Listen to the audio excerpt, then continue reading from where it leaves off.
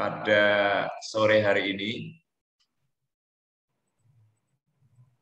Kita terlebih dahulu berdoa, minta tolong Bapak Pendeta Chandra Kirana berdoa untuk acara kita sore hari ini. Mari kita sama-sama satukan hati kita berdoa, minta pertolongan dari Tuhan sehingga acara ini boleh berjalan dengan lancar dan kita mendapatkan sesuatu dari apa yang dipaparkan oleh pembicara pada sore malam hari ini. Mari kita berdoa. Kami datang ke hadirat-Mu Tuhan pada sore hari ini, mengucap syukur dan berterima kasih atas segala kebaikan-Mu, kasih karunia dan penyertaan-Mu yang sungguh sangat luar biasa dalam hidup setiap kami, sehingga sore hari ini kami boleh bersama-sama berkumpul dalam Zoom meeting ini Bapak. Biar sebentar kami akan belajar sesuatu, Engkau yang menolong setiap kami untuk memahami apa yang akan kami dengarkan dan apa yang akan diajarkan oleh hamba-Mu Pak Rudi, biar Engkau yang akan terus memberikan hikmat yang lebih untuk dia bisa memberikan yang terbaik bagi setiap kami. Kami percaya acara ini Tuhan dari awal pertengahan sampai akhirnya semua untuk kemuliaan bagi nama Tuhan. Kami siap Tuhan untuk memulai untuk webinar pada sore hari ini. Kami alaskan doa kami di dalam berkat nama Tuhan kami Yesus Kristus. Kami mengucap syukur dan kami berdoa. Haleluya. Amin.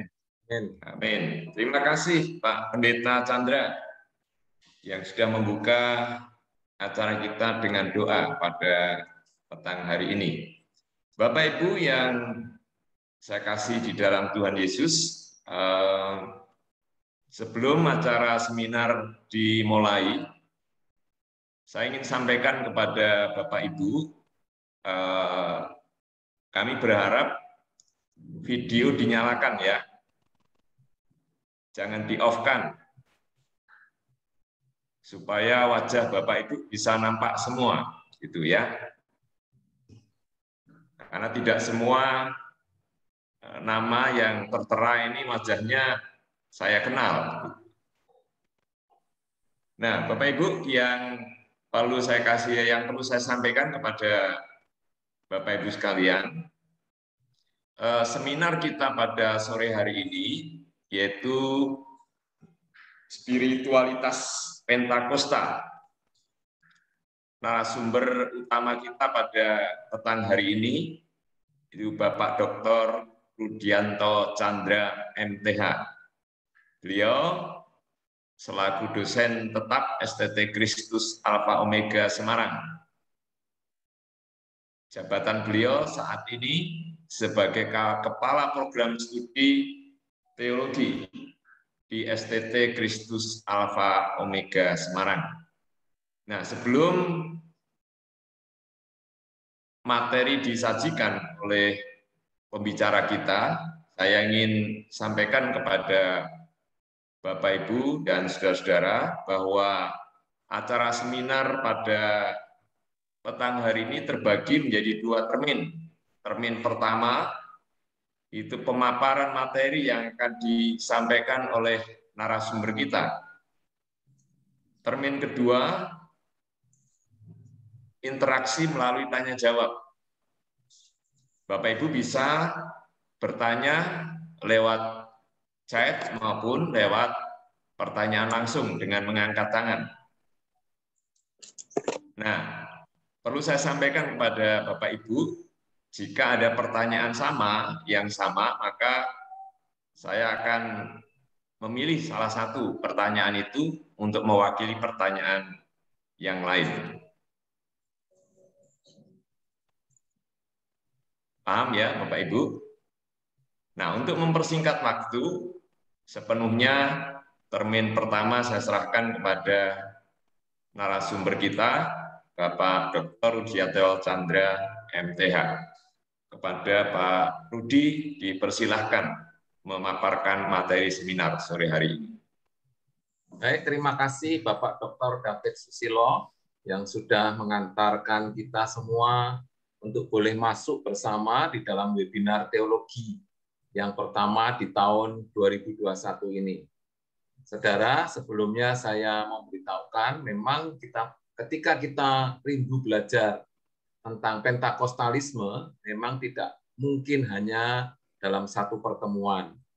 Biarlah kita berdoa, ada kelanjutan daripada pertemuan ini, sehingga kita bisa memahami secara lebih lengkap pemahaman Pentakostalisme. Mengapa begitu penting pemahaman ini bagi setiap kita? Karena kita semua yang tergabung secara khusus di STT Kristus Alpha Omega, dan juga rekan-rekan mungkin yang di luar STT, namun bergabung di denominasi Pentakosta, ya biasanya di bawah payung PGPI, ataupun rekan-rekan lain, teman-teman lain yang mungkin mengikuti webinar ini yang bersimpati untuk mengerti kegerakan di akhir zaman, kegerakan terbaru yang membawa dampak bagi perkembangan gereja, kiranya bisa mendalami lebih lagi di waktu-waktu mendatang bersama kami, STT Kristus Alpha Omega. Karena kami memang concern untuk terus bergerak di dalam kegerakan Pentakosta karismatik. Nah, Bapak Ibu Saudara sekalian, pada kali yang pertama ini kita ingin membahas tentang spiritualitas Pentakosta. Ya. Spiritualitas itu berbicara tentang dari kata dasar spirit, yaitu jiwa. Ya, manusia terdiri dari tubuh, jiwa, dan roh. Nah, jiwa kita ini menempati porsi yang cukup besar dalam kehidupan kita. Tanpa ada jiwa, tubuh tidak bisa bergerak, karena semua diperintahkan dari jiwa, dan jiwa itu melekat kepada roh kita. Oleh sebab itu, ya, khususnya di dalam kerohanian, di dalam pelayanan kita di bidang keagamaan, mari kita bergerak bukan hanya dengan rasio atau pikiran. Ya, pikiran memang penting, karena bagaimanapun Tuhan menciptakan akal budi bagi setiap kita. Namun lebih daripada itu, Tuhan menginginkan hati kita, hati cerminan dari jiwa kita untuk melekat kepada Tuhan.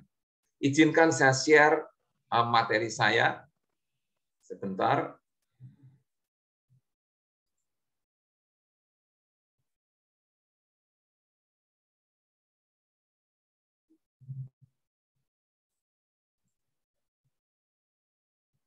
Apakah sudah bisa terlihat, Bapak Ibu?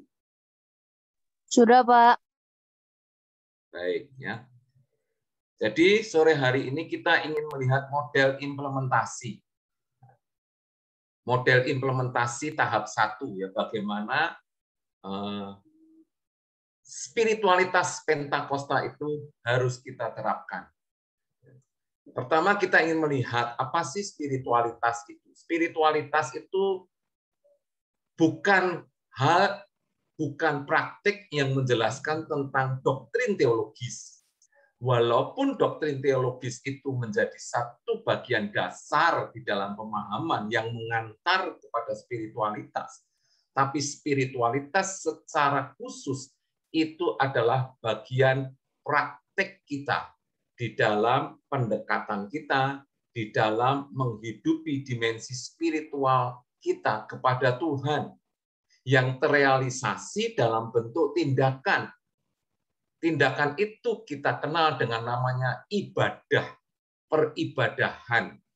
Karena di dalam peribadahan itu seharusnya apa yang kita pahami dan apa yang kita alami sehari-hari dalam kehidupan kita menjadi satu. Istilah bahasa Inggrisnya blend. Dan dipersembahkan kepada Allah yang berotoritas. Itulah yang namanya spiritualitas. Spiritualitas memuncak di dalam peribadahan bagi orang-orang Kristen. Diawali dari kehidupan pribadi, memuncak dalam kehidupan peribadahan. Sehingga spiritualitas oleh Spitler didefinisikan sebagai kumpulan tindakan dan perasaan yang dibimbing oleh keyakinan dan cita-cita yang mendefinisikan satu komunitas tertentu. Mendefinisikan satu komunitas tertentu. Nah, sekali lagi ini adalah tindakan dan perasaan. Bukan hanya perasaan saja, tapi muncul dalam wujud tindakan. Dilakukan dengan sungguh-sungguh. Karena muncul dari dalam hati kita. Yang didasari dengan satu pemahaman oleh akal budi kita. Spiritualitas berlaku untuk semua agama, semua kepercayaan, semua yang mengakui dimensi spiritual. Dan kemudian apabila kita kaitkan dengan kekristenan, maka muncullah spiritualitas Kristen, yaitu pengalaman yang dihidupi, yang mengaktualisasikan. Ya, saya beri warna merah, pengalaman yang dihidupi dan aktual sebagai dimensi paling dasar dalam kehidupan kita, yaitu dimensi spiritual.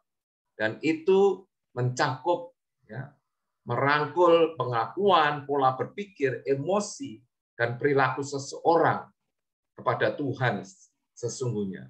Simon Chan dalam bukunya Pentecostal Spiritual memberikan satu definisi sebagai berikut. Sebuah ciri spiritualitas yang menekankan dari natur yang kuat, langsung, dan melimpah pada pusat, yaitu pribadi Yesus Kristus yang diskematisasi atau dirancang sebagai baptisan di dalam Roh Kudus. Ya, jadi kita sudah spesifik masuk kepada Pentakosta, ya, pengalaman spiritual tadi.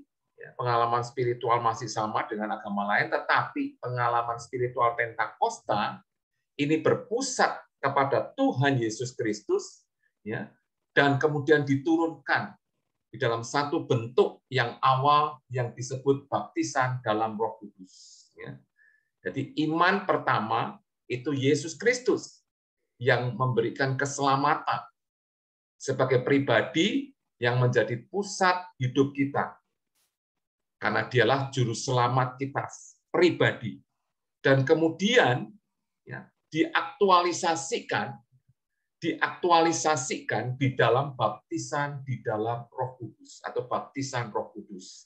Itulah yang merupakan ciri spiritualitas Pentakosta. Nah, tentu saja kita akan bertanya, kalau kita memahami spiritualitas Pentakosta, tentu kita harus paham dulu apa itu Pentakosta dan bagaimana kita menjadi insan Pentakosta, sehingga kita bisa masuk kepada spiritualitasnya. Rodman William, seorang teolog Pentakosta, berkata demikian, Pentakosta pada dasarnya adalah orang-orang yang telah memiliki pengalaman tertentu. Garis bawahi pengalaman. Pengalaman. Dari mana pengalamannya? Pengalamannya adalah dimulai saat seseorang lahir baru, percaya kepada Tuhan Yesus, dan kemudian mencoba menghidupi imannya di dalam kehidupan sehari-hari. Lamanya adalah orang yang percaya, tapi kemudian diam, tidak menghidupi. Sudah percaya, contohnya, yaitu mereka tidak mau melayani, ogah-ogahan, beribadah. Yang penting kan sudah jadi Kristen. Kristen KTP umumnya kita kenal demikian. Tapi tidak bersemangat dalam mengikuti kerohanian kekristenan itu. Nah, ini dalam kategori seperti ini, menurut Rodman J. William, orang ini belum Pentakosta. Gitu ya.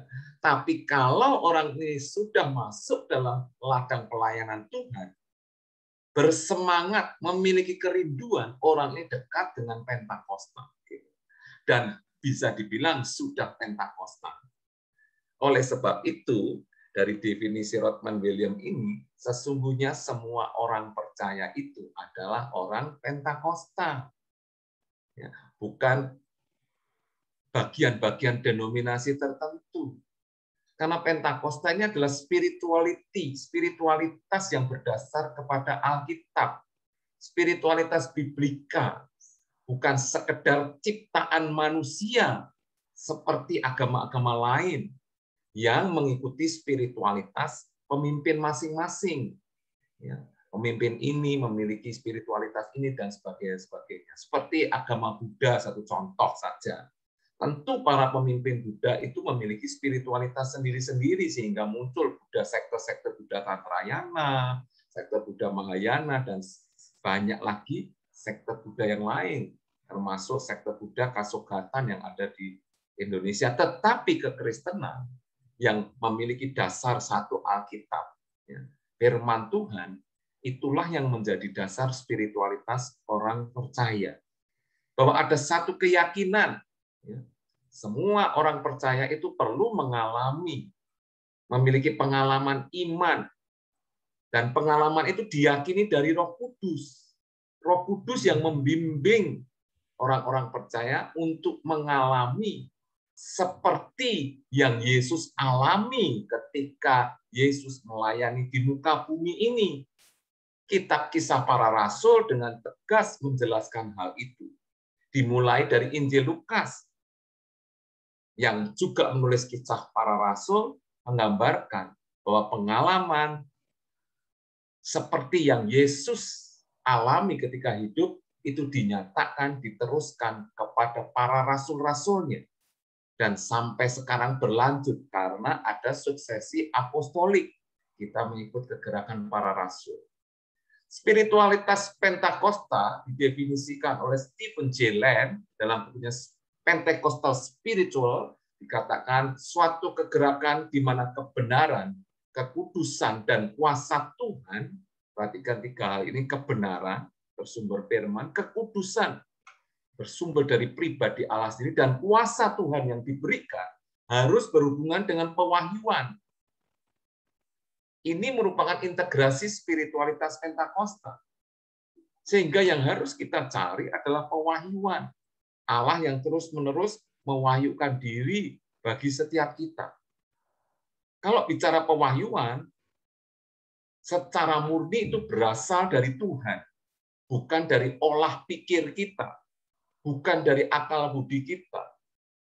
Dalam bahasa Jawa bukan dari otak-atik. Otak-atik kita hubung-hubungkan ini.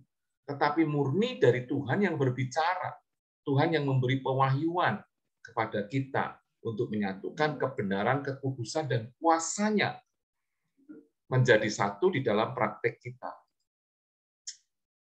Namun Dayton mengatakan memang dalam perkembangan gereja seringkali terjadi kesulitan untuk menyatukan pemahaman spiritualitas ini. Dayton mengakui dengan jujur, dalam perkembangan gereja banyak muncul pemikiran, karena manusia juga memiliki pemikiran, ya, olah pikir, seringkali menafsirkan spiritualitas berbeda-beda, walaupun dalam denominasi yang sama. Karena apa? Ada faktor budaya, faktor politik, dan banyak hal yang lainnya.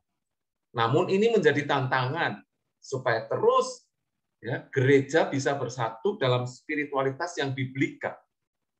Dasar yang dipegang sebagai unsur penyatu Pentakostalisme yaitu adalah pengalaman baptisan dalam Roh.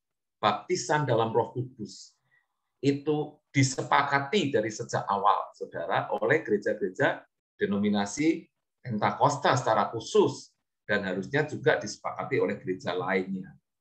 Oleh sebab itu, spiritual Pentakosta ini memiliki unsur-unsur yang tidak boleh lepas dari 5 unsur ini. Inilah yang membangun spiritualitas Pentakosta. Yang pertama adalah penekanannya pada Alkitab, Biblika.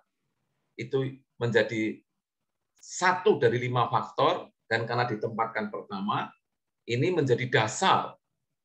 Yang kedua adalah pandangan dunia apokaliptik, berbicara tentang akhir zaman. Ya, berbicara tentang kedatangan Tuhan Yesus yang kedua kali yang sudah dijanjikannya. Yang ketiga, komunitas. Nah, ini menjadi penting. Komunitas. Keberadaan komunitas secara korporat. Yang keempat, misi. Karena ini merupakan amanat agung. Pentakosta tidak bisa dipisahkan dari misi. Kisah Para Rasul itu misi. Yang kelima, cenderung afektif. Afektif itu perasaan. Perasaan itu pengalaman. Pengalaman bersama Tuhan. Tuhan yang dialami dari firman Tuhan lewat satu pewahyuan. Dan ini menjadi hal dasar yang sangat penting. Komunitas tidak bisa dipisahkan dari kehidupan orang percaya, Saudara. Kenapa? Karena Tuhan mengutus 12 rasul sebagai satu persekutuan. Dan kedudukan rasul-rasul ya, di dalam kisah para rasul itu sejajar.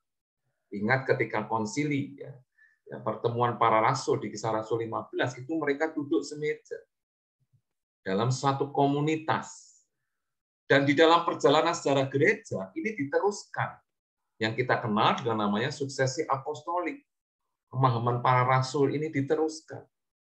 Dan ternyata ketika kita menelusuri sejarah gereja, spiritualitas Pentakosta yang dimulai dari kisah para rasul pasal 2 itu tidak pernah padam, terus ada. Walaupun apinya kadang besar, kadang kecil, namun itu tetap hidup. Walaupun tidak terekspos juga, tidak dicatat dalam sejarah gereja. Tapi ketika kita menyelidiki lebih dalam, secara khusus dimulai dari sumber-sumber gereja-gereja di timur, di ritus timur, kita menemukan ternyata komunitas-komunitas spiritualitas Pentakosta yang menghidupi ya kerinduan, pengalaman akan Allah secara langsung itu terus ada dalam kelompok-kelompok tertentu. Itulah sebabnya, salah satu sebabnya ketika kita melihat, kita kadang bertanya, kenapa justru Katolik Roma itu ya, kegerakan karismatiknya cukup kuat dan sungguh bisa mempengaruhi gereja, otoritas gereja, kekuasaan di Vatikan, karena mereka memiliki dasar kuat untuk mengatakan kepada otoritas Vatikan bahwa kegiatan spiritualitas, ya, karismatik, ya, spiritualitas karunia-karunia supranatural itu ternyata terus berjalan dalam kehidupan gereja. Kalau Katolik pun demikian, apalagi kita orang-orang percaya, ya, orang-orang Kristen, tentu kita harus menghidupi komunitas spiritualitas Pentakosta. Kenapa? Karena ada penekanan juga pada misinya, penekanan kepada misi. Archer dalam bukunya A Pentecostal Hermeneutic mengatakan bahwa kebaktian perayaan di dalam spiritualitas Pentakosta itu unik. Unik berarti tidak sama dengan yang lain. Kenapa? Karena di dalam puncak pengungkapan pengalaman akan Allah itu, yang tadi kita sepakat dalam ibadah, nampak karunia rohani. Kemudian tanda-tanda supranatural di dalam puncak peribadahannya, sehingga dibilang unik. Unik, khusus, spesifik. Karena di dalam peribadahan itu muncul karunia rohani. Dan sign and wonder, tanda-tanda ajaib.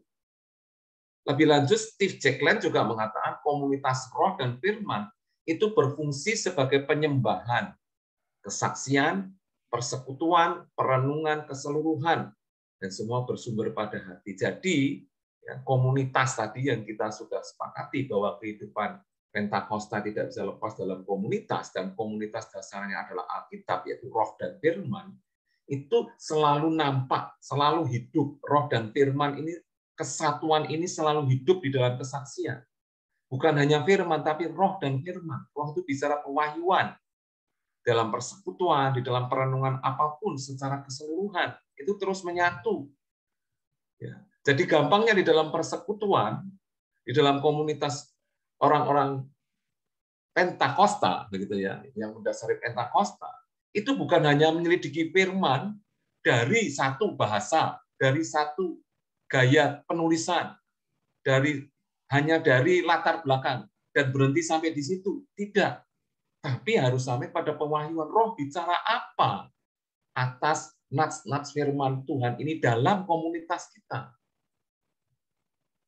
Mereka terus bergerak mencari roh bicara apa, Roh Kudus bicara apa. Karena Roh Kudus itu progresif di dalam menjelaskan firman-Nya. Progresif kita bisa katakan kontekstual, kontemporer, sesuai dengan situasi dan keadaan.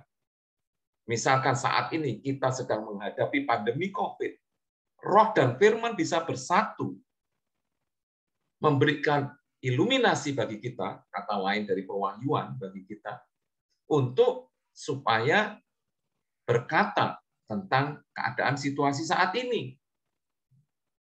Begitu. Itu contohnya demikian.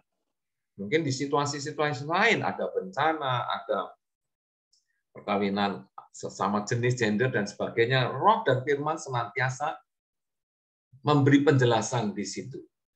Oleh sebab itu, saudara, bahwasanya sangat penting hal-hal seperti ini di dalam spiritualitas Pentakosta. Menyembah, yaitu pengalaman yang paling dasar. Kemudian bersaksi. Bersaksi tentang apa? Tentang bagaimana Tuhan begitu dekat, turut campur dalam hidup kita, melakukan sesuatu, dan kita bisa rasakan. Dan itu perlu disaksikan kepada yang lain. Ingat, selalu dasar komunitas sangat kuat. Sehingga apa yang disaksikan oleh seseorang itu bisa memberi kekuatan iman dan tidak ditolak. Bisa menjadi kekuatan iman, menjadi panutan dan pedoman. Kadang-kadang orang berkata, kesaksian itu kan pribadi, nggak bisa disamakan dengan yang lain. Dalam konteks ini saya katakan, karena ikatan komunitas di mana roh dan firman itu sudah kita sepakati bekerja dalam komunitas, maka apa yang disaksikan oleh satu anggota dalam komunitas itu bisa menjadi satu pendekatan kita. Artinya kita bisa mengalami hal yang serupa sama. Karena pengalaman roh yang sama, roh yang satu, yang sanggup berbicara di atas ketidaksamaan pribadi, sanggup menyatukan. Nah, itu istimewanya, Bapak Ibu. Ya, istimewanya spiritualitas Pentakosta yang seringkali ya mungkin dianggap sangat subjektif begitu oleh beberapa orang yang lain. Itu tidak objektif. Nah, kembali saya katakan, kalau hanya ingin menekankan yang objektif, berarti itu memfungsikan akal budi kita, rasio dan analisa kita. Tetapi sekali lagi, bahwa di sini perpaduan roh dan firman, pengalaman, ya, memang tidak bisa lepas dari firman, tetapi iluminasi secara pribadi, roh yang berkata secara pribadi itu mendapat tempat di dalam kesaksian kita. Persekutuan, perenungan kita, dan ini penting untuk kita pahami. Gitu ya. Nah, secara khusus sore hari ini kita ingin melihat apa yang menjadi disertasi dari Jeremy Sims secara khusus ini, yaitu tentang ekspresi yang menunjukkan spiritualitas Pentakosta. Pemahaman Jeremiah Sims ini dikuatkan, didasari oleh teori tulisan dari Kenneth J. Archer tadi sebagai teolog Pentakosta dan Steve J. Land juga. Ada 6 ekspresi yang paling tidak ini menjadi gambaran kita di dalam mengimplementasikan spiritualitas Pentakosta. Apa itu ekspresi? Ya, pengalaman Pentakosta ini. Yang pertama adalah perjumpaan dalam kehidupan. Ya, berjumpa, perjumpaan pribadi pertama, perjumpaan kehidupan. Slide-nya, Pak. Slide-nya Halo? tidak berubah. Oh, sudah Ya, berubah, Pak? Masih Neumann, Pak. Dari tadi, Pak. Oh, Pak David, apakah share kalian sudah berubah? Belum, Pak. Ini? Sudah banyak slide yang dibahas, tapi masih dari tadi. Masih Neumann 2012. Loh. Coba saya tutup dulu ya. Saya ulangi.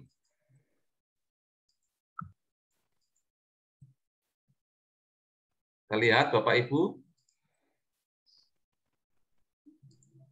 Terlihat? Ya, Pak. Harun? Betul? Archer Land dan Jeremy Sims? Ya, Pak. Ada. Ya, betul. Betul ya? Ya, sinyal mungkin, Pak. Ya, jadi ini 6 hal yang akan mendasari pengalaman normatif. Pengalaman kita harus didasari ini. 1, perjumpaan secara pribadi. Perjumpaan dengan roh. Ya, dan kita alami dalam hidup kita. Yang kedua nanti hidup yang dipimpin oleh roh. Kalau sudah dipimpin, berarti masuk dalam satu perjalanan. Perjalanan itu kita kenal bagi orang percaya adalah pelayanan. Perjalanan melayani. Yang ketiga, hidup di dalam peperangan rohani. Ya, peperangan. Karena jelas Paulus berkata, hidup kita ini adalah peperangan melawan roh-roh yang ada di udara. Karena roh-roh jahat itu belum diikat dan masih berkeliaran sekeliling kita seperti singa yang mengaum-ngaum mencari kesempatan menelan kita. Oleh karena itu, pengalaman Pentakosta harus ada di dalam peperangan rohani. 4, hidup dalam kekudusan. Karena sejak awal kita ingin mendekati yang maha kudus, yaitu Allah, maka hidup kita harus kudus. PL banyak menjelaskan itu. Ketika kita mendekati yang kudus, hidup kita harus kudus. Kalau tidak kudus, kita akan terpental dan mati, seperti kitab Yosua, gitu ya. Akan yang belajar teologi PL. Yang kelima, hidup dalam karunia-karunia Roh Kudus. Kita bukan hanya berjumpa secara pribadi, hidup berjalan di track-nya Roh Kudus sendiri. Track-nya Roh Kudus dipimpin Roh Kudus itu gambarannya, ya, jalannya seperti kisah para rasul. Ya. Jalannya seperti kisah para rasul. Itu hidup dalam karunia-karunia Roh Kudus. Dihidupi dan diberdayakan kepada yang lain. Ya. Regenerasi kepemimpinan itu dengan pemberdayaan karunia-karunia Roh Kudus. Dan yang terakhir, bermisi. Ya. Menularkan pada yang lain. Jiwa-jiwa, pertobatan. Ya. Dan jelas sekali misi ini terlihat nyata dan fakta dan tidak bisa dipungkiri. Karena perkembangan Pentakosta justru dari misi ini. Gerakan misi yang dinamakan dengan KKR, Kebaktian Kebangunan Rohani, dalam menuai jiwa-jiwa. Tidak bisa dipungkiri bahwa Afrika, negara hitam yang penuh dengan mistik, itu bertobat dan menjadi Kristen. Oleh karena kegerakan Pentakosta yang cukup kuat di sana. Dan kita kenal tokohnya namanya Reinhard Bonnke, almarhum Reinhard Bonnke, yang memimpin kegerakan kebangunan rohani di Afrika. Dan saat ini memang setiap kita mengerti bahwa banyak hamba-hamba Tuhan yang diurapi itu berasal dari Afrika. Bukan berarti semuanya benar, ya baik ya. Oknum-oknum banyak, tetapi paling tidak benih itu tumbuh subur di Afrika sebagai benua ketiga. Dan kemudian juga di Asia, saudara, ya, karena banyak teolog-teolog Asia juga yang muncul di sini. Mari kita telusuri satu persatu 6 afeksi pengalaman normatif spiritualitas Pentakostal ini. Yang pertama adalah perjumpaan kehidupan, menekankan pentingnya Roh Kudus sebagai poin pemula. Roh Kudus untuk mendekati teologi, mendekati teologi dengan perantaraan Roh Kudus. Roh Kudus menjamah pikiran kita. Roh Kudus yang mengantar kita mendekati pemahaman teologis. Walaupun namanya teologis, betulnya logos gitu kan, itu berkaitan dengan akal. Tetapi spiritualitas Pentakosta secara khusus mengatakan bahwa mendekati teologi itu tidak bisa hanya mengartikan logos sebagai pikiran, akal, budi, rasio saja. Tetapi sebagai pikiran yang sudah diubahkan, diurapi oleh Roh Kudus. Pikirannya tetap. Ya. Akal budinya tetap. Tetapi sudah diurapi Roh Kudus. Ya. Saya katakan demikian, sudah ada pengurapan dari Roh Kudus, sehingga ya, lebih memberi penekanan kepada roh dibanding kepada pendekatan sekuler, pendekatan duniawi. Pendekatan duniawi itu seperti apa? Ya seperti matematis lah. Kita melihat seperti bahasa. Kalau namanya bahasa itu kan ada tensis, dan itu kelihatan dalam budaya. Seperti penemuan-penemuan arkeologi itu kan physically. Ya, bagi orang-orang Pentakosta, penemuan arkeologi itu nggak bisa jadi dasar untuk mendekati teologi. Sebagian orang Kristen mengatakan ini sangat mendasar. Jadi hanya berpedoman pada penemuan-penemuan arkeologi saja, teologi bisa disusun. Bagi orang Pentakosta tidak bisa. Karena oknumnya itu bukan penemuan-penemuan seperti itu. Mungkin penemuan itu benar, tetapi Roh Kudus di atas semuanya. Dan Roh Kudus sebagai pribadi Allah itu tidak diam. Dia terus bekerja. Dia masih ada, masih eksis, dan masih terus memimpin. Sampai kapan? Sampai Yesus datang kedua kali ke muka bumi ini. Ya, mungkin bagi mereka yang menekankan arkeologi, penggalian dari segi olah pikir, logika, mungkin mengatakan ya Yesus tuh ya sudah mungkin nggak datang lagi kedua kali, atau mungkin datang kedua kali ya begitu saja datang, tapi proses ini tidak terus disertai oleh Roh Kudus yang hidup. Kan sudah final, semuanya sudah diberikan pedomannya, tinggal manusia ikut firman atau enggak. Tapi bagi kita, Roh Kudus terus menyertai kita dan terus memperkuat dengan iluminasi-iluminasi dan pewahyuannya. Perjumpaan dalam hidup memperkenalkan orang percaya pada indera dan manifestasi aktivitas Tuhan. Perjumpaan hidup ini menghidupkan indera kita. Indera itu apa? Mata, ya, sensitivitas kita, telinga, mulut kita, indera perasa kita. Dan ini seperti dihidupkan kembali ya, dalam perjumpaan dengan Tuhan secara khusus ini. Dalam satu bentuk pengalaman yang kita kenal di dalam spiritualitas Pentakosta itu baptisan Roh Kudus. Jadi di dalam baptisan Roh Kudus, setiap indera kita menjadi lebih peka mendengar suara Tuhan. Mata kita tidak hanya melihat duniawi saja, tapi bisa melihat ke alam supranatural, alam roh, gitu ya. Mulut kita bisa berkata-kata, di mana lebih beyond of the language, lebih daripada bahasa, sehingga kita kenal bahasa lidah nantinya. Glossolalia itu beyond the language, lebih daripada sekedar bahasa pada umumnya. Ya. Perasaan kita bisa merasakan adanya roh-roh yang jahat atau malaikat Tuhan atau roh baik sekeliling kita. Nah, inilah perjumpaan pribadi yang memunculkan satu manifestasi pengalaman yang unik dalam diri orang percaya. Makanya kita berkata bahwa pengalaman baptisan Roh Kudus itu sebagai tanda awal. Tanda awal indera kita itu lebih mendekati yang ilahi, mendekati alam roh, alamnya Tuhan sendiri. Ya, makanya dikatakan kita memahami berdasar firman Tuhan, tanda awal dari baptisan Roh Kudus adalah berkata-kata dalam bahasa lidah. Seperti kita baca dalam Kisah Rasul pasal 2. Ya. Ada orang bertanya demikian, bukankah orang-orang berkumpul di situ mendengarkan para rasul berbicara dalam bahasa mereka pribadi? Saya berkata Alkitab tidak menuliskan hal itu. Alkitab memberi penjelasan ketika rasul-rasul berkata-kata dalam bahasa lidah ini, mereka tidak tahu apa yang dikatakannya. Dan orang-orang dari bangsa-bangsa lain bisa menangkap maknanya.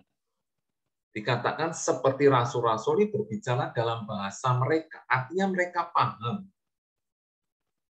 Siapa yang membuat mereka paham? Karena rasul-rasul sendiri tidak ngerti dia ngomong apa. Tuhan. Roh Kudus sendiri yang membuat mereka paham. Karena Roh Kudus punya maksud. Supaya mereka memahami. Pemahaman inilah yang kemudian dikatakan oleh Paulus sebagai satu karunia menafsirkan bahasa roh. Jadi dalam Kisah Rasul, karena dalam konteks penyembahan, maka Roh Kudus ini yang bertindak. membuat orang-orang dari bangsa-bangsa Partia, Elam, Mesopotamia mengerti, memahami bahasa itu, bahasa lidah yang diucapkan oleh rasul-rasul itu. Sesungguhnya para rasul tidak sedang berbicara dalam bahasa-bahasa negara-negara masing-masing. Nah, ini penjelasannya, saudara. Saudara jangan dikacaukan hal ini. Kalau Allah yang punya kehendak, segala sesuatu mungkin. Ya, supaya ini diketahui. Apakah semua mengetahui? Ya, bisa jadi tidak semua mengetahui. Karena itu hak Allah. Sehingga bahasa roh tetap bisa menjadi bahasa penyembahan kepada Allah. Karena memang tujuan para rasul ketika menerima karunia Roh Kudus ini adalah sedang menyembah Tuhan. Ya, tidak sedang ingin menjelaskan sesuatu, tidak sedang ingin punya tujuan sesuatu bagi yang mendengar, tetapi hanya ingin memuliakan Tuhan. Ya, saudara, saya harap memahami fondasi dasar ini. Sehingga nanti tidak dikacaukan dengan apa yang dituliskan oleh Paulus di dalam Korintus, yang secara khusus memang bermuatan pastoral. Hidup yang dipimpin oleh roh, artinya apa? Terus mengeksplorasi perjumpaan kehidupan tadi yang ditandai dengan bahasa lidah pada baptisan Roh Kudus. Ya, spiritualitas Pentakosta menunjukkan orang itu akan hidup hari demi hari, setiap hari dituntun oleh kuasa Roh Kudus. Dituntun oleh kuasa Roh Kudus sendiri. Jadi bukan berarti orang yang sudah berbahasa roh punya karunia, kadang hidup baik, kadang hidup tidak baik. Ya. Boleh melakukan hal yang jahat, kadang melakukan baik, itu salah sama sekali. Ya. Karena hidup dipimpin oleh hari-hari dituntun roh. Tapi bagaimana itu kok ada ya Pak dalam prakteknya? Itu kembali oknum. Sekali lagi, iblis belum diikat. Nah, kita melihat pada faktor nanti yang berikutnya, apakah orang tokoh Pentakosta ini yang memiliki karunia selalu hidup dalam peperangan rohani atau tidak. Kalau dia hanya sekedar menjadi agen karunia pemberdayaan tapi tidak mau berperang secara rohani, bisa jadi di sektor-sektor hidup keluarga dia mungkin mengalami keterpurukan atau kejatuhan, tetapi di sektor ketika dia melayani, kuasa-kuasa itu nampak luar biasa dan hebat dan spektakuler. Karena dia melalaikan poin hidup di dalam peperangan tadi. Ya. Mengalami Allah, itu yang disebut hidup dipimpin oleh roh. Ya. Roh Kudus dilibatkan secara intim di dalam kehidupan mereka. Itu yang dikatakan new man. Sehingga mentransformasi hidup seseorang. Yang dipenuhi, yang dipimpin oleh roh Allah ini dengan kehidupan yang baru. Penekanannya pada afektif, atau dari perasaan, dari pengalaman, di dalam penyembahan, dalam kesaksian, bernubuat. Objek dari refleksi teologi adalah sebuah hubungan. Manusia berjumpa dengan Allah melalui rohnya. Membuat teologi menjadi sebuah usaha dialektika. Hubungan, komunikasi. Bukan menjadi satu hukum atau normatif, tapi menjadi satu pengalaman, itu dialektika. Ya. Sehingga kalau ditanya, lalu bagaimana kaitannya dengan teologi spiritualitas Pentakosta ini? Teologi menjadi sebuah dialektika atau sebuah hubungan yang mesra, yang erat. Teologi bukan hanya menjadi olah pikir atau memuaskan pikiran kita saja, memuaskan rasa ingin tahu kita saja, tetapi ini menjadikan satu pengalaman yang mengubahkan, satu perjumpaan yang merubah, yang mentransformasi. Orang-orang Pentakosta mengharapkan dan menekankan perjumpaan yang sering, yang secara radikal mentransformasi pengalaman dan spiritualitas orang Kristen menjadi lebih lagi. Oleh karena perjumpaannya yang begitu hebat ini, maka seringkali orang Pentakosta merasakan, oleh karena inderanya bekerja, ketika dia menyampaikan firman, berbagi renungan dan bersaksi, seringkali orang Pentakosta berkata, Roh Kudus berkata kepada saya. Itu bukan dinafikan, saudara, karena memang dari dasarnya didasari oleh spiritualitas tadi, perjumpaan yang hidup berjalan di dalam roh. Bukan berarti dia sombong atau mengada-ada. Kalau mengada-ada ya bisa saja itu oknum manusianya. Tetapi secara normatif mereka sungguh-sungguh mengalami. Roh memang berbicara pada dia untuk pembentukan kerohanian.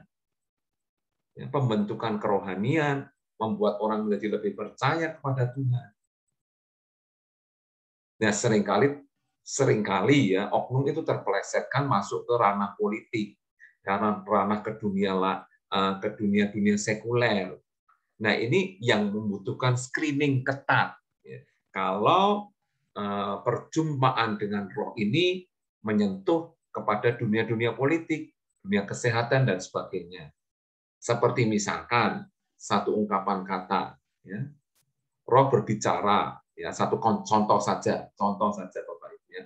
Roh berbicara kepada saya bahwa gitu ya, COVID ini akan berhenti pada bulan Agustus. Misalnya. Nah, ini kan bersentuhan dengan dunia sekuler, fakta yang dialami banyak orang. Ini titik kritisnya di sini. Ya. Memang butuh betul-betul satu discernment di dalam komunitas. Bukan lagi pribadi, walaupun perjumpaan pribadi. Karena apa? Menyangkut hajat hidup orang banyak dan amat sangat banyak. Lebih harus dihidupi lebih dulu dalam komunitas. Bukan berarti jabatan nabi itu kemudian dikurangi esensinya atau dikurangi kuasanya. Karena kalau mungkin Bapak Ibu tanya, lo kan di dalam perjanjian lama ketika nabi menjelaskan kehendak Tuhan itu nggak harus dalam komunitas, nggak harus di screening dulu di komunitas. Ya, itu di dalam dunia perjanjian lama. Ya, secara khusus di dalam masa kini, jawatan itu adalah persekutuan dalam komunitas. Ya, itu yang disepakati di awal tentang spiritualitas Pentakosta. Yang berikutnya adalah hidup dalam peperangan rohani, spiritual warfare. Memahami bahwa perjumpaan Tuhan dalam hidup kita itu berurusan dengan roh-roh di udara yang selalu cari celahnya. Ketika orang semakin ingin mempraktekkan sama seperti Yesus, maka pertempuran dengan iblis itu menjadi bagian yang harus dijalani hari demi hari. Di dalam dirinya dan juga di dalam pelayanannya. Gitu ya, pelayanannya tentu saja dalam pengusiran, pelepasan roh-roh jahat. Itu namanya spiritual warfare, saudara. Ya. Yang keempat adalah hidup dalam kekudusan. Hidup dalam kekudusan ini adalah membawa sesuatu yang di dalam hidup kita, karakter kita, inner beauty kita dikatakan demikian. Karena ini tidak tampak secara eksternal, tapi ke dalam membentuk satu ketaatan batin yang bisa keluar, dari dalam bisa keluar hidup kudus ini. Yang pertama adalah di dalam hidupnya. Kalau meluap dari dalam, maka akan kelihatan bagi banyak orang lainnya. Nah, ini hidup dalam kekudusan yang akan memberi warna kepada spiritualitas Pentakostal tadi. Yang kelima adalah hidup dalam karunia-karunia Roh Kudus. Ini kaitannya dalam pemberdayaan, regenerasi kepemimpinan, ya, supaya semua orang melayani, mengalami Tuhan, yaitu karunia-karunia Roh Kudus, membangun tubuh Kristus. Ya. Paulus banyak menjelaskan spiritual gift ini di dalam suratnya pada jemaat di Korintus, khususnya surat pertama di Korintus. Secara spesifik lagi 12, 13, 14. Dengan jelas dia berkata bahwa kita harus menguatkan, memberi dorongan semangat, dan memberi kemampuan, 1 Korintus 14 ayat 3, tentang karunia-karunia Roh Kudus ini. Seringkali yang kita pertanyakan adalah karunia yang terutama yang seringkali disebut di dalam 1 Korintus 12, yaitu kasih. Tetapi ingat, kejarlah kasih dan usahakan karunia, itu setara dalam satu kalimat yang ditengarai dengan dan, berarti itu setara, sejajar, tidak ada yang lebih, saudara. Kejarlah kasih dan usahakanlah memperoleh karunia itu. Jadi kita tidak bisa unggulkan kasih. Padahal sama-sama kata kejarnya kejar dan usahakan. Kejar itu berarti yang kita kejar ada di depan. Kita harus mengejarnya. Bahkan usaha lari. Ya. Tapi kalau saya mengartikan usahakan, karunia itu sudah diberikan bagi kita, sudah ada. Kita sedang hanya membawa diri kita mendapat. Ya. Tinggal ambil karunia itu sudah disediakan. Hanya diri kita 1 dan 4 tadi ada enggak? Ya, poin 1 dan 4 tadi. Kalau ada kita bisa mendapatkannya. Tapi kalau kasih memang harus mengejar. Karena progresif. Ke depan, terus-menerus kasih itu. Karena pada dasarnya, hakikatnya manusia itu bukan kasih. Kasih itu adalah Allah sendiri. Gitu, saudara. Jadi, jangan dipertentangkan antara yang utama mana yang penting kasih. Tidak bisa. Karena ini kalimatnya sejajar. Paulus juga berkata, ya, usahakanlah kamu memperoleh karunia-karunia itu. Kejarlah karunia-karunia itu. Ya, karena ini sangat berkaitan. Orang yang melayani harus dengan karunia. Gitu ya, saudara. Kemudian yang keenam adalah hidup misi. Dan ini sudah jelas bagi setiap kita, yaitu penginjilan, menginjil. Ya, sekali lagi penginjilan juga dalam koridor 1 dan 5. Ya, tidak bisa ditinggalkan. Ya. Koridor penginjilannya misinya apa? Kesatuan, integrasi roh dan firman. Ya. Dan seringkali yang kita dapati kebanyakan adalah taktik strategi secara manusiawi. Cara penginjil gimana? Oh, memakai gelang, memakai traktat, memakai ini. Tapi lupa yang rohnya tadi itu. Integrasi rohnya ini kurang ditempatkan di situ, sehingga kita kurang seimbang. Lebih banyak pada taktik-taktik pendekatan-pendekatan. Sehingga sampai kita belajar agama orang ini, pemahaman ini. Lama-lama capek juga. Tapi mari belajar. Ya. Dalam spiritualitas Pentakosta ini kita mengintegrasikan roh dan firman. Ikut sertakan roh, karena sejak awal mula subjeknya itu adalah Roh Kudus. Kita jangan lupakan itu. Memang kita perlu memaksimalkan apa yang Tuhan sudah beri di dalam akal budi kita. Tapi kembali serahkan itu kepada Roh Kudus sebagai satu kelemahan dan ketidakberdayaan kita. Hidup dalam misi adalah hidup yang mengejar panggilan yang spesifik dan unik yang Allah berikan pada seseorang. Spesifik dan unik berarti memang dari Dia, bukan dari gagah kuat kita. Ya, inilah 6 ekspresi pengalaman normatif spiritualitas Pentakosta, saudara. Minimal ini bisa mendekati. Ya, walaupun ini bukan final, bukan 100%. Karena apa? Roh Kudus selalu bergerak progresif, saudara. Dia selalu memberi iluminasi lebih lagi bagi kita. Tapi saat ini, teolog-teolog ini menjelaskan 6 ekspresi ini sebagai pedoman bahwa kita terus bertumbuh, bermitra dengan Roh Kudus untuk mencapai kedewasaan rohani. Kesimpulannya, saudara, ini penting bagi setiap kita. Spiritualitas Pentakosta agaknya menekankan sebuah rasa komunitas, sense of community, yang baru dan tajam. Orang-orang Pentakostal mengalami Allah di dalam satu konteks komunal, komunitas. Konteks ini merupakan hasil dan sebuah dorongan kepada sebuah penyembahan yang ekspresif, dinamis. Ini perhatikan. Tidak kaku, tidak dibatasi oleh aturan-aturan manusia. Karena pengalaman. Ditandai apa? Ditandai yaitu dalam bentuk doa yang partisipatif. Tuhan akan menolong kita. Amin. Amin. Yes. Itu partisipatif, saudara. Jangan kaget dengan doa demikian. Kenapa? Karena yang mimbar dengan yang di bawah itu satu kesatuan. Satu komunitas. Beda dengan yang lain yang kadang membedakan. Mimbar adalah tempat kudus, tempat rohaniwan. Awam adalah di bawah. Ada garis batasnya. Yang jelas itu terlihat di Katolik, saudara. Karena tidak semua orang boleh naik ke mimbar. Tapi bagi orang-orang Pentakostal atau spiritualitas Pentakostal, kita ini partisipatif di dalam sebuah ibadah. Jemaat juga boleh berdoa. Boleh menaikkan doa yang doa bukan hanya pendetanya saja. Bukan hanya pemimpin pujian.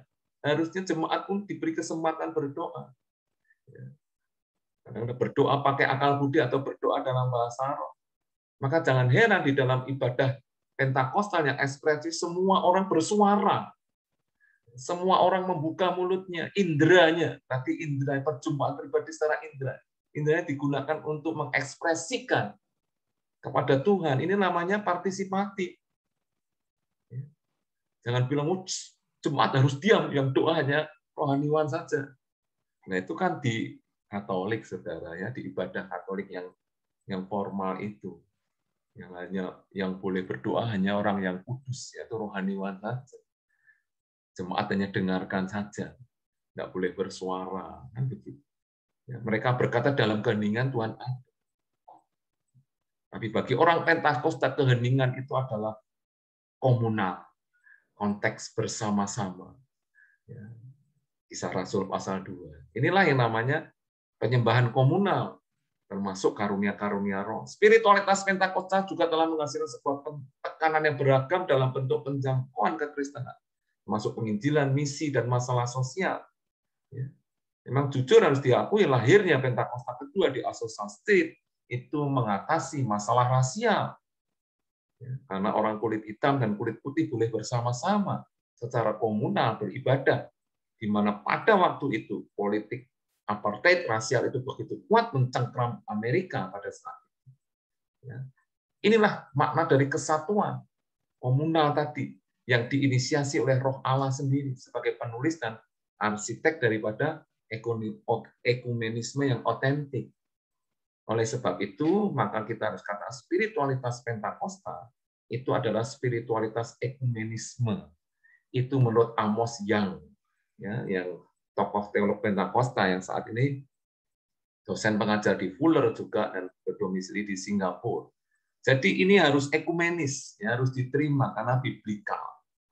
Bukan hanya milik golongan tertentu, tapi spiritualitasnya itu harus menjadi milik semua orang percaya. Terima kasih Bapak Ibu. Sampai di sini pemaparan saya. Sedikit banyak mungkin bisa mengantar Bapak Ibu masuk ke spiritualitas. Memang masih cukup panjang kalau kita membahas secara rinci-rincinya, detail-detailnya gitu ya. Tapi biarlah pada kesempatan yang lain, kita nanti beroleh kesempatan untuk menyelidik lebih detail lagi, merenungkan lebih detail lagi. Tapi ingat, bahwa saya belajar spiritualitas bukan hanya pemahaman. Pemahaman oke, benar, itu akan mengantar pada pengalaman. Tetapi harus dibarengi dengan pengalaman. Oleh sebab itu saya katakan, ketika kami memiliki program pemberdayaan karunia roh, itu bukan hanya pemahaman. Dan itu kami sadar harus dipraktekkan, karena dalam bentuk pengalaman. Terima kasih, Bapak Ibu semua. Saya kembalikan kepada Bapak Moderator, Bapak David Priyo Susilo. Oke, terima kasih Bapak Dr. Dianto Chandra yang sudah memaparkan materi seminar pada petang hari ini tentang model implementasi spiritualitas Pentakosta. Saya berharap Bapak Ibu memahami apa yang sudah disampaikan atau dipaparkan oleh narasumber kita tentang spiritualitas Pentakosta. Bapak Ibu, sebelum termin pertanyaan saya buka untuk Bapak Ibu, mengingatkan kepada Bapak Ibu bisa diisi terhadir di chat itu sudah di-share, jadi Bapak Ibu bisa mengisi daftar hadir. Baik Bapak Ibu, saya memberikan kesempatan kepada dua penanya untuk termin pertama ini, bisa langsung bertanya kepada narasumber kita.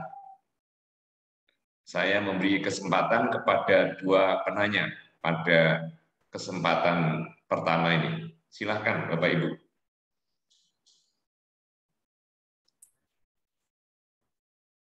Saya mau tanya Pak David. Ya, silakan Pak. Saya. Iya, Pak Rudianto. Ya, oke. Terima kasih untuk pemaparannya, Pak. Sangat memberkati. Tadi tentang poin pengalaman. Ya, Pak. Ya, saya. Menjadi tolok ukur spiritual Pentakosta. Saya setuju dan memang itu menjadi pembeda dengan doktrin yang lain.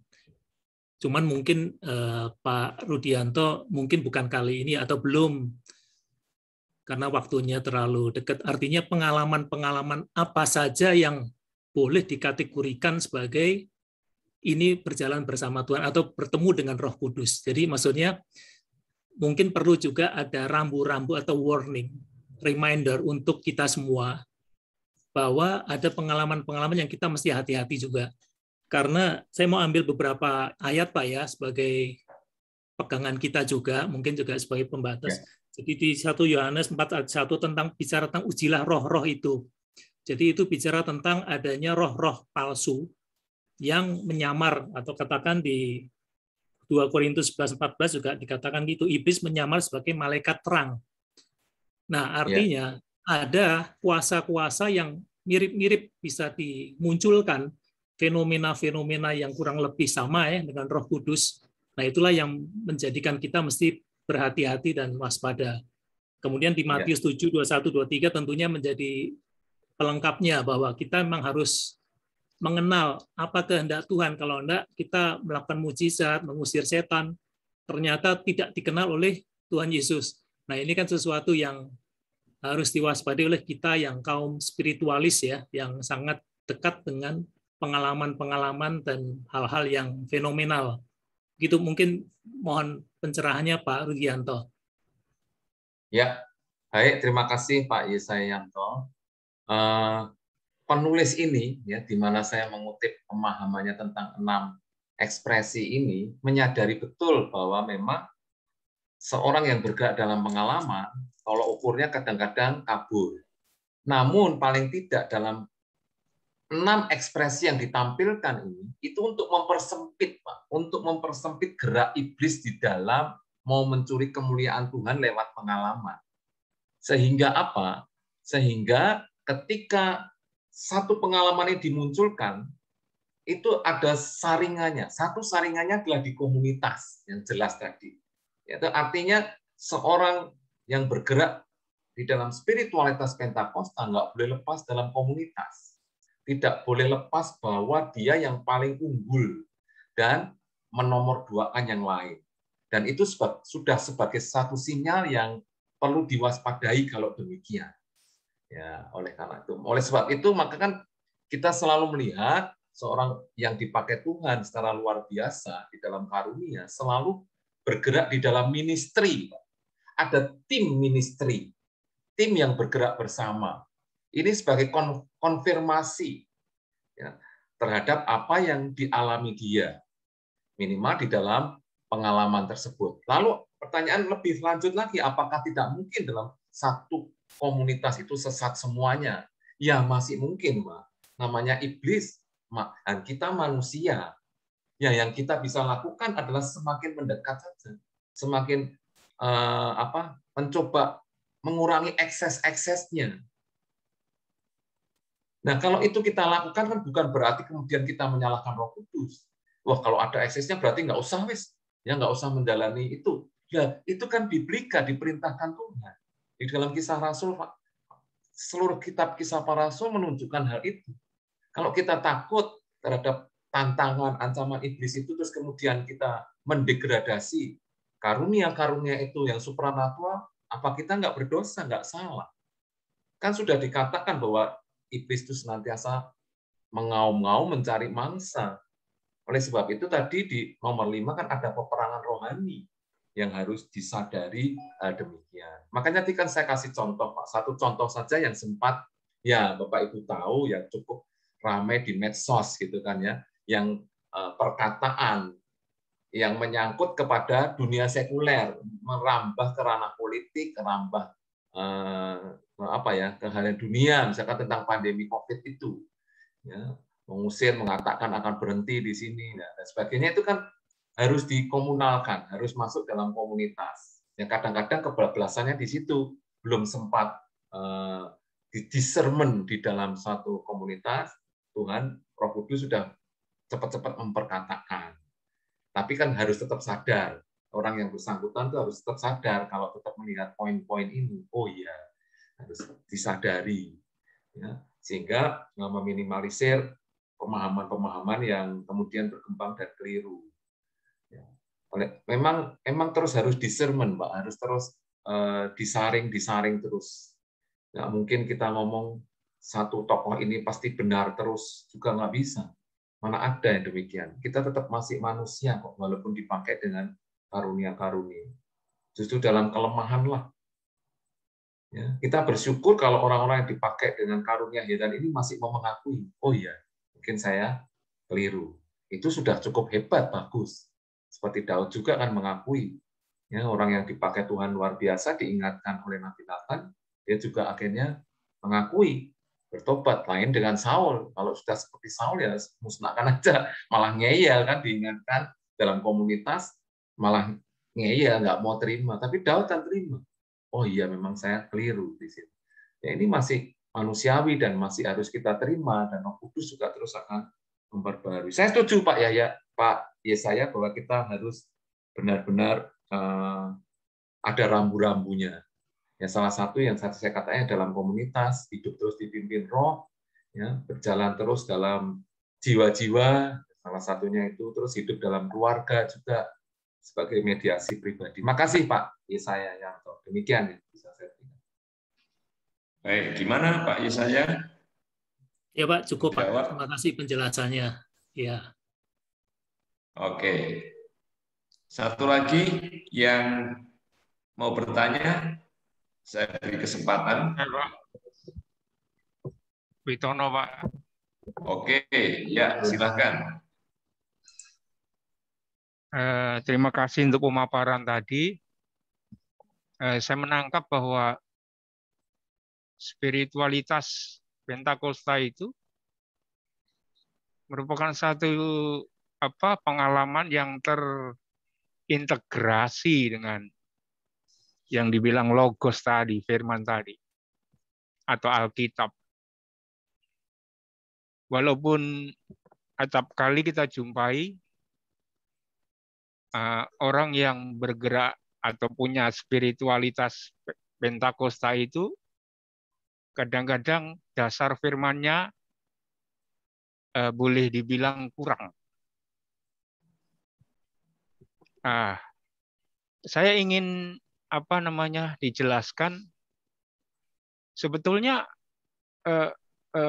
bagaimana cara kita merespon itu, keseimbangan antara pengalaman dan doktrin atau logos tadi, berkenaan dengan Pak Yesaya tadi bilang. Misalnya seorang Pentakosta melayani orang yang kesurupan. Nah, ternyata ketika ditengking, misalnya dalam nama Tuhan Yesus setan keluar. Biasanya ada orang yang tidak mau komunikasi sama setan, siapapun namamu, tidak peduli, yang penting kok keluar. Ya, tapi ada juga yang di dalam pelayanannya itu dia ingin juga sedikit menyelami pekerjaannya setan itu bagaimana caranya dan sebagainya, seperti TB Yosua dan orang-orang Afrika yang melayani pelepasan, biasanya ada komunikasi juga. Dan tiba-tiba satu saat terjadi bahwa jangan bilang saya setan. Manifestasinya mengatakan begitu. Saya bukan setan. Nah, kalau bukan setan siapa? Ternyata mengakunya roh orang mati. Di dalam pelayanan terjadi seperti itu, apakah kemudian kita meresponnya bagaimana ya? Biasanya orang Pentakosta pengalaman dapat dulu, terus dicari pembenarannya di Alkitab. Padahal kalau orang yang sering mengkritik orang Pantekosta, doktrinmu harus jadi pengalamanmu, begitu. Nah itu kalau kita menanggapi bagaimana Pak? Loh ini kok ada roh orang mati ya bisa merasuki orang ya, misalnya. Wah ini berarti penipuan. Nah karena dia sudah terlanjur bahwa roh orang mati ini tidak ada di dunia, sudah ada tempatnya sendiri begitu. Jadi ini penipuan, ini pasti tadi dibilang Pak Yesaya, iblis yang menyamar jadi malaikat terang. Begitu. Akan tetapi kemudian setelah biasanya orang Pantekosta itu mencari mencari dasar Alkitab untuk pengalaman yang dialami. Nah, apakah selalu begitu? Apakah itu betul ya? Begitu ya? Apakah itu satu yang benar yang boleh kita lakukan? Nah, kemudian dicari ternyata, oh Tuhan Yesus pernah berkata kepada orang mati juga. Yang paling jelas itu Lazarus. Dia ngomong-ngomong sama Lazarus, Lazarus keluarlah.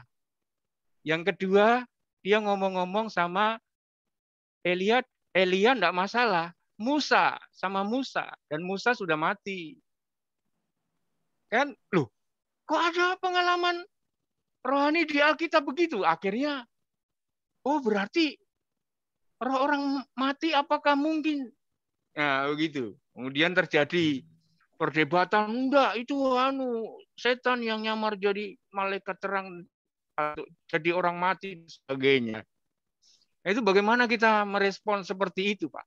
Apakah kalau kita belum tahu dasar Alkitabnya, lebih baik kita simpan dalam hati saja, atau gimana? Oke, terima kasih Pak Harun. Silakan Pak Rudi memberi Ya, terima tanggapan. kasih Pak Harun. Ya, terima kasih Pak David.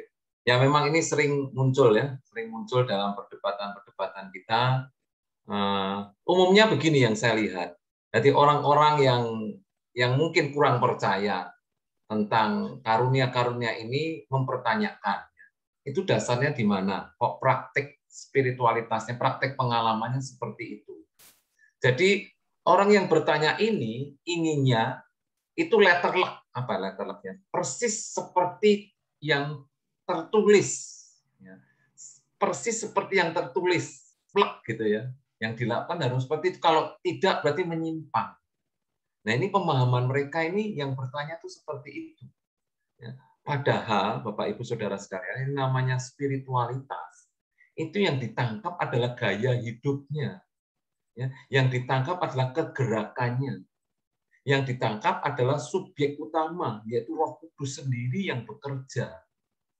Bukan rincian tindakannya. Lu Yesus nggak pernah tanya kok pada orang tersebut, misalkan nggak pernah berdialog kok.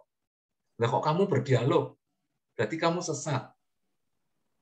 Ya, artinya apa? Artinya orang ini ingin menempatkan seseorang itu salah ketika hanya bergerak dalam spiritualitasnya. Dan ini nggak cocok.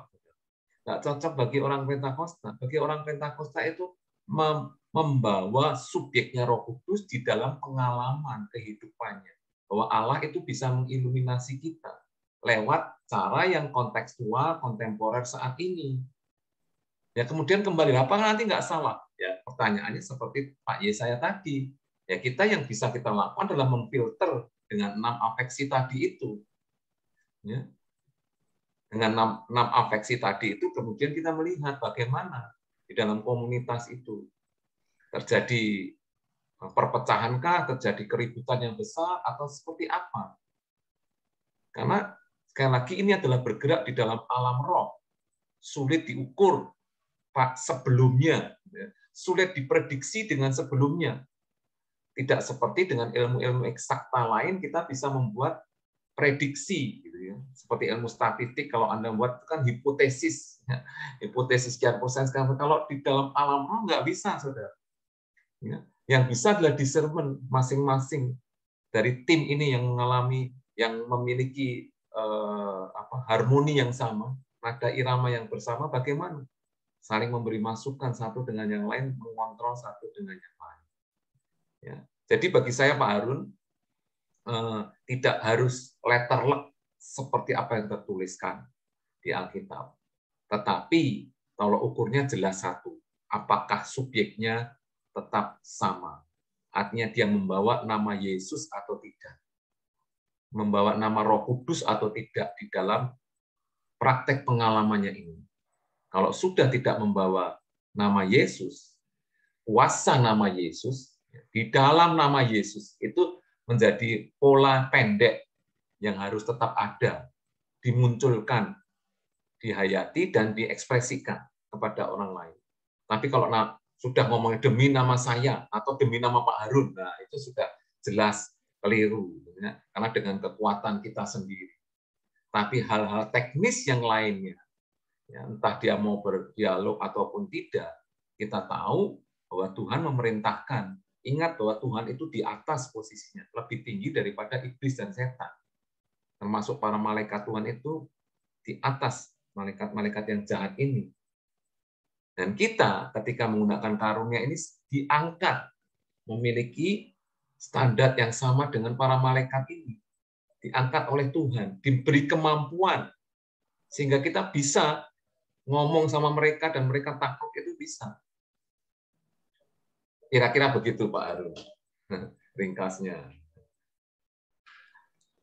Oke, Pak Rudi. mana Pak Harun? Ya, terima kasih banyak Pak untuk penjelasannya.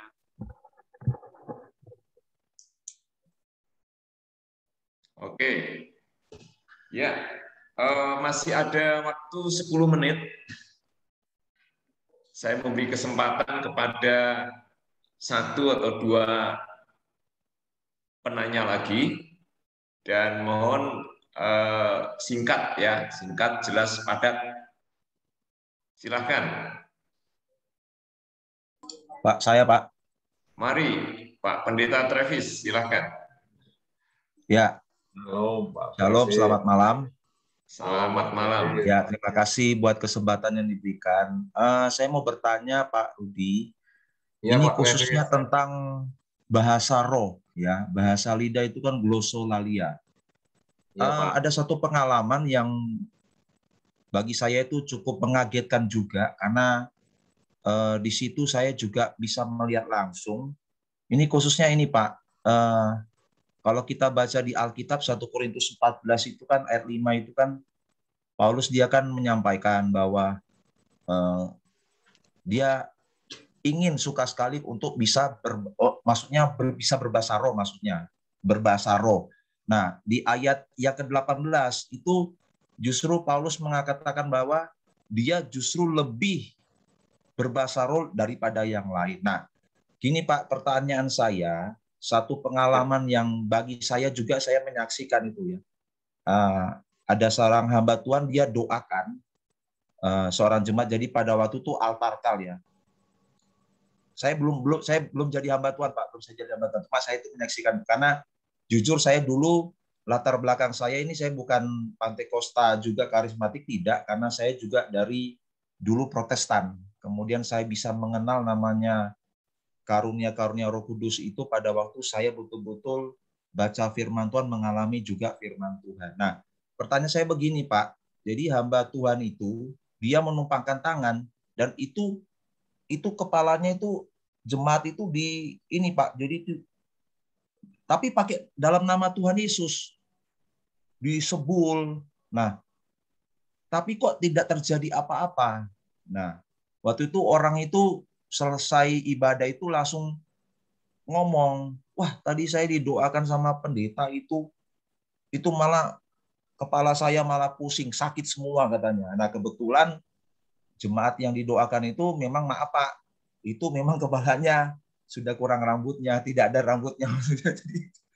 Jadi itu sampai merah itu kemudian waktu peristiwa itu terjadi. Nah, ini saya katakan ini bukan ibadah lagi yang betul-betul ini ya. Itu sampai ada yang, maaf, sampai pada waktu didoakan tuh ada yang ini, ada yang nyanyi. Digosok-gosok kepalanya, digosok-gosok, tapi kok enggak mengalami lawatan Tuhan, malah orangnya ngomel marah. Nah, ini bagaimana Pak untuk bisa solusinya bagaimana supaya bisa tahu kalau memang itu dari Tuhan. Masalahnya dia juga pakai bahasa roh, Pak. Nggak tahu kan kalau memang bahasa roh itu kan memang kan itu kan bahasa isyarat. Nah, cuma yang dialami ini malah pakai bahasa roh, pakai dalam nama Tuhan Yesus, tapi tidak terjadi apa-apa. Ini bagaimana, Pak? Pengalaman yang bagaimana ini, Pak Rudi? Ya, terima kasih, Pak Rudi. Ya, silakan Pak Rudi. Ya, terima kasih Pak Travis. Ya, ini pengalaman pastoral yang seringkali terjadi dari satu implementasi pengalaman spiritualitas Pentakosta. Sekali lagi bahwa yang namanya pengalaman itu nggak bisa dianalisa, nggak bisa diukur, tidak bisa dibuat pasti. Oh, kalau numpang tangan tuh harus jarak sekian senti, gitu ya. Karena ini muncul dari hati, dari dorongan, dari ekspresi yang mendalam. Ya, itu yang pertama. Yang kedua, kita harus melihat dasarnya itu adalah kerinduan. Dasarnya kerinduan. Dasarnya bukan matematis, Pak Travis. Matematis itu begini, kalau saya maju ditumpang tangan pasti dapat. Itu kan berarti hitung-hitungan. Ya. Ada lagi, kalau saya tidak dapat berarti saya tidak, Roh Kudus tidak ada, tidak mau sama saya. Atau orangnya yang bukan dari Tuhan. Itu matematis, Pak. Ya. Roh Kudus bukan matematis. Bahasa roh dan karunia itu bukan matematis. Itu mutlak daripada kehendak dan keinginan Tuhan yang akan diberikan dengan dasar kerinduan dan kehendak hati. Itu dasar yang harus selalu ditekankan dalam baptisan Roh Kudus. Seseorang yang ingin dipenuhi dengan Roh Kudus, yang mau dibaptis, itu datang kepada Tuhan dengan hati yang benar, itu adalah hati yang merindukan. Merindukan arti yang menyerahkan kepada kehendak Tuhan dan kedaulatannya Tuhan. Tuhan mengerti waktu yang tepat kapan saya menerima karunia-karunia itu. Dan bagian saya hanya menerima. Dengan pasrah menerima. Terus-menerus meminta dan menerima. Itu yang perlu ditekankan Pak Travis kepada semua orang yang ingin dipenuhkan Roh Kudus, ingin didoakan, ingin mengalami karunia-karunia itu. Bukan matematis. Kalau matematis sangat berbahaya. Nanti mengukur Tuhan, mengukur Roh Kudus hanya dari tanda yang kelihatan saja. Bukan dari satu kerinduan, satu harapan besar. Itu banyak terjadi ekses seperti ini. Tapi kita tidak mundur, Pak. Banyak terjadi, saya sudah berkali-kali didoakan, sampai kepala saya pening, sampai dijoroki rasanya begitu ya. Sampai saya jatuhkan diri sendiri kok ya enggak terima-terima. Nah itu mendekatinya dengan cara yang keliru. Akhirnya apa? Ya, akhirnya kecewa dengan Tuhan. Kalau mendekati Tuhan secara matematis, semakin kecewa pada Tuhan, semakin mengukur matematis, semakin tidak dapat karunia itu. Itu pengalaman yang dipersaksikan banyak orang. Ya. Semakin orang terbuka, semakin orang pasrah, semakin orang tidak berdaya, terima apa adanya, berapa kali pun disuruh maju, tetap antusias, tetap bersemangat. Orang itu nantinya di masa depan akan dipakai secara luar biasa. Tapi sekali lagi, kairosnya adalah kairos Tuhan. Kenapa? Karena karunia itu untuk melayani, ya, bukan untuk supaya kita gagah, kita mampu, kita apa dan sebagainya, bukan identitas, tapi untuk melayani. Melayani itu yang ditonjolkan identitas Tuhan. Bukan diri kita, bukan gereja, bukan denominasi, tapi melulu karena Tuhan. Begitu, ya, ini penting untuk ditanamkan, gitu ya. Gitu Pak Travis kira-kira. Gimana Pak?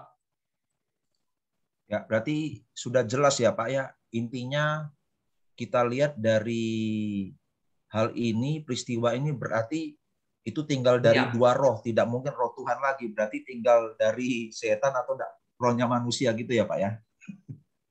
Kalau dari setan itu komunitasnya akan tercipta ketidakdamaian, Pak. Kegaduhan itu pasti. Dampaknya tuh begitu. 1-2 kali mungkin bisa tertutupi, tidak kelihatan. Tetapi pasti yang ketiga seterusnya akan kelihatan. Yang dari iblis itu akan pasti dibukakan oleh Tuhan. Pasti membuat kegaduhan di dalam satu komunitas, baik komunitas hamba Tuhannya sendiri maupun komunitas gereja yang ada. Gitu. Tapi kalau hanya 1-2 orang saja mungkin merasakan itu, ya itu wajar, karena masing-masing pribadi datang dengan hati yang berbeda-beda, dengan kerinduan, niatan yang berbeda-beda. Itu Pak Travis. Dan memang ya itu tadi, orang yang bergerak pengalaman kadang-kadang terlalu kuat, terlalu keras, ya, kadang-kadang begitu.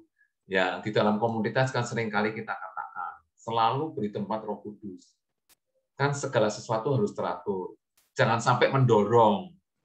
Itu dalam komunitas kita, orang-orang Pentakosta selalu diingatkan. Ya, cukup nggak usah sentuh pun Roh Kudus akan bisa kerja. Kalau memang sentuh, ya sentuhan lembut, Roh Kudus akan kerja. Nggak usah didorong-dorong. Ya. Kalau semakin didorong-dorong, jangan-jangan kemudian pribadi diri kita, identitas diri kita pengen nampak. Nah, itu kan yang berbahaya. Itu dalam komunitas terus-menerus diingatkan, Bapak. Saya sadar kok. Sama sesama hamba Tuhan selalu mengingatkan. Ingat, jangan penonjolan identitas dirimu. Lemahlah saja. Ya, biarkan dirimu lemah. Ya. Cukup dengan tangan yang terangkat saja, diarahkan, atau nggak usah sentuh pun nggak apa-apa. Tapi kalau pengusiran, ya memang, ya karena iblis kan yang mendiami dirinya, menguasai. Kadang-kadang dia melawan iblisnya. Ya, kalau melawan, ya dilawan seperti dalam peperangan, peperangan rohani, karena gunakan senjata juga. Nah, itu beda lagi. Beda dengan impartasi karunia. Itu, Pak. Oke, gimana Pak Travis? Sudah ya? Cukup ya? Ya. Jelas Cukup, ya? Pak. Terima kasih, Pak. Ya, Oke, terima kasih. Bapak Ibu sudah setia mengikuti webinar pada petang hari ini. Nah, sebagai kesimpulan, dua kesimpulan yang bisa saya sampaikan kepada Bapak Ibu berkaitan dengan spiritualitas Pentakosta.